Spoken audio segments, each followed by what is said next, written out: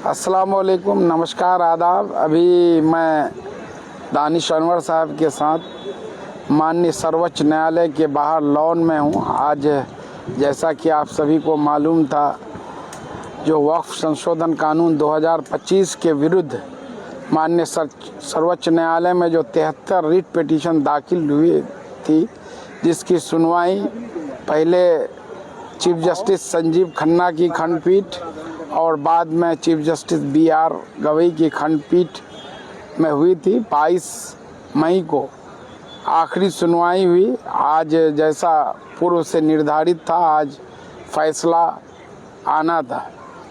आप सभी को मालूम है कि आज chief justice BR Gavai, justice Augustine George Masih, 2 जजों की खंडपीठ ने विभिन्न रिट पिटीशन जो वक्फ संशोधन कानून 2025 के विभिन्न धाराओं और पर को चुनौती देने के लिए दायर हुई थी, इस पर अपना अंतरिम आदेश आज दिया है। फाइनल जो है जजमेंट अभी नहीं आया है और उम्मीद है, जैसा लीगल एक्सपर्ट बता रहे हैं, कि जो फाइनल जजमेंट के लिए इसको जो है कॉन्स्टिट्यूशनल बेंच में भेजा जाएगा, 5 जज या उससे अधिक जजों की खंडपीठ में। आज के फैसले में कहा गया है कि जो नए वक्फ संशोधन कानून 2025 में एक क्लाउज लाया गया था कि किसी को भी अपना संपत्ति वक्फ करने के लिए उसको 5 साल का प्रैक्टिसिंग मुस्लिम होना ज़रूरी है। इस धारा को पर बिल्कुल आज अंतरिम आदेश में रोक लगा दिया है। इसके साथ ही कलेक्टर के अनलिमिटेड पावर पर भी रोक लगा दिया है, जिसके तहत कलेक्टर जो फाइनल अथॉरिटी थे किसी भी प्रॉपर्टी को वक्फ या गवर्नमेंट प्रॉपर्टी डिसाइड करने के लिए। और जो है तीसरा, ये भी इस पर भी रोक लगा दिया कि किसी भी वक्फ की प्रॉपर्टी पर अगर कोई डिस्प्यूट होता है, उस दिन से वक्फ की संपत्ति नहीं रहेगा, ऐसा कुछ भी नहीं। आज के अंतरिम आदेश में आगे कहा गया है कि जो स्टेट में 11 आदमी का जो वक्फ बोर्ड होगा, उसमें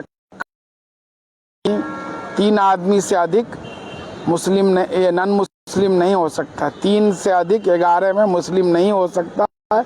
और CEO चीफ एग्जीक्यूटिव ऑफिसर वो मुसलमान होना चाहिए। उसी तरह सेंट्रल वक्फ काउंसिल में 22 आदमी में 4 से अधिक नॉन मुस्लिम नहीं होने चाहिए। और इसके साथ ही जो वक्फ बाय यूजर्स का मामला था, उस पर जो है इन्होंने विथ पर्सपेक्टिव इफेक्ट, माने जो कानून लागू होगा उस दिन में जो वक्फ की संपत्तियां जो वक्फ बाय यूजर्स हैं, जो वक्फ बोर्ड से रजिस्टर्ड है, उस पर असर नहीं पड़ेगा। लेकिन जो संपत्तियां as a waqf by users use हैं लेकिन वो वक्फ बोर्ड से रजिस्टर्ड नहीं है, सर्वे नहीं हुआ, उसके लिए जो है आगे दिक्कत हो सकता है। और इसलिए ये फैसला आधा अधूरा है। इसमें जो है दोनों को जजों ने की, जो 2 जजों की खंडपीठ ने सरकार को भी और पेटिशनर को भी खुश करने की कोशिश की है। इसमें ज़्यादा खुश होने की ज़रूरत नहीं है। आगे जब कॉन्स्टिट्यूशनल बेंच में जाएगा तो और मजबूती से इसकी लड़ाई लड़ने की है, क्योंकि जजों का मानना है कि ये पार्लियामेंट द्वारा बनाया हुआ कानून है, उसको हम कम्प्लीटली नहीं रोक सकते हैं, जिसके लिए इसको संवैधानिक बेंच में भेजा जाना है। आगे भी हम लोग लड़ाई लड़ेंगे, कानूनी लड़ाई मजबूती से आगे इसको कम्प्लीटली रोकने के लिए यही एक तरीका है। और आपको मालूम ही होगा, इसी वक्फ संशोधन कानून को लेकर के मैं 15 साल का अपना JDU से रिश्ता तोड़ा, पार्टी के सभी पदों से रिजाइन किया और उसके खिलाफ माननीय सर्वोच्च न्यायालय में जो है एक रिट पिटीशन सिविल, इसका डायरी नंबर 19-144/2025 दायर किया था। और इसमें जो भी सुनवाई 3 दिन चीफ जस्टिस संजीव खन्ना की 3 जजों की बेंच द्वारा, बाद में BR गवई के जो है खंडपीठ में 4 दिन।